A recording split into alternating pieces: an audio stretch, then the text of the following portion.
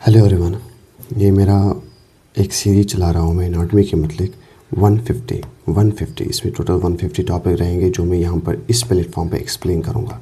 ये उसका first one video रहेगा। मुझे इसमें सोचा मैंने कि मैं इंट्रोडक्शन का काम करूँ। First one is anatomy. What is anatomy? Study of structures and the relations among the structures of the human body. Simple में स्टडी ऑफ स्ट्रक्चर्स, और ये दो वर्ड से बना ana and tomas. Physiology, study of the function of the human body parts, that is how they work। वो कैसे work करता है? सिंपल में function of study of function.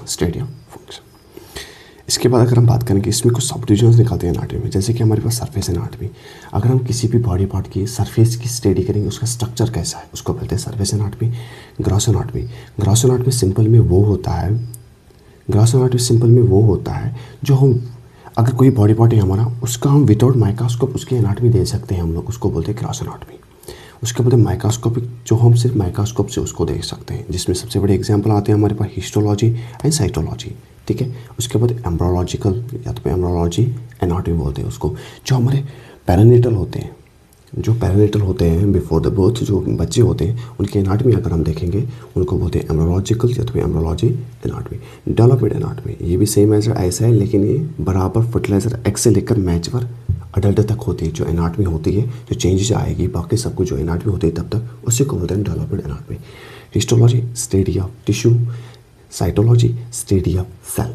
उसके बाद रेडियोलॉजिकल एनाटॉमी या रेडियोग्राफिक एनाटॉमी। ये सिंपल में होती है कि अगर हम CT MRI या USG की हम एनाटॉमी देखते हैं, जो उसके अलग एनाटॉमी होती है, जो एनाटॉमी होती है, अगर उसके मतलब स्टडी करेंगे, उसको बोलते हैं रेडियोलॉजिकल या रेडियोग्राफिक एनाटॉमी।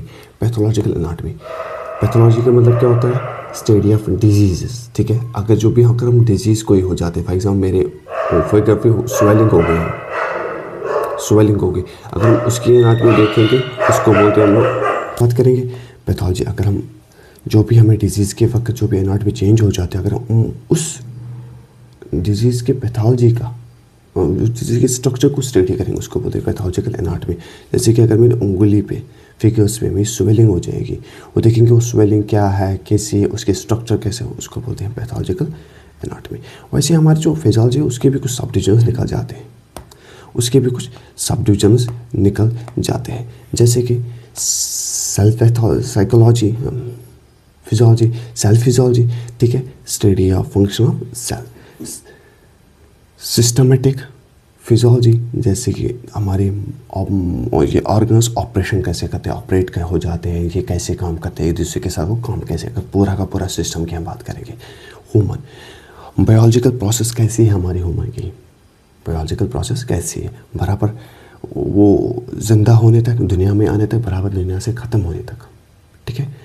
पैथोफिजियोलॉजी, जैसे कि मैंने अभी कहा, अगर मेरी उंगली पर एक स्वेलिंग हो जाएगी, एम राइट, उसके हम स्ट्रक्चर की बात करें, वो एनाटॉमी हो गई। अगर ये कैसे काम करता है, कैसे वर्क करता है वहाँ पर, अगर हम उसकी मतलब स्टडी करेंगे, वो होगी पैथोफिजियोलॉजी।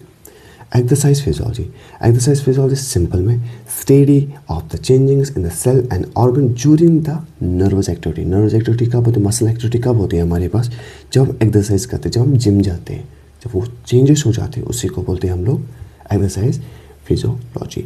न्यूरो फिजियोलॉजी, हमारे नर्वस प्रॉपर्ली कैसे काम करते हैं, नर्व सेल्स, जैसे कि हमारे न्यूरॉन होता है। Endocrinology, that's a study of the hormones and how they are controls of body function. Study of the hormones कैसे हम लोग काम करते हैं और वो हमारे बॉडी को कंट्रोल कैसे करते हैं। इम्यूनोलॉजी, सिंपल पे study of the immuno systems. ये रहा हमारा फर्स्ट वन। मिलते हैं सेकंड वन में, जो इसी प्लेटफॉर्म पे आएगा।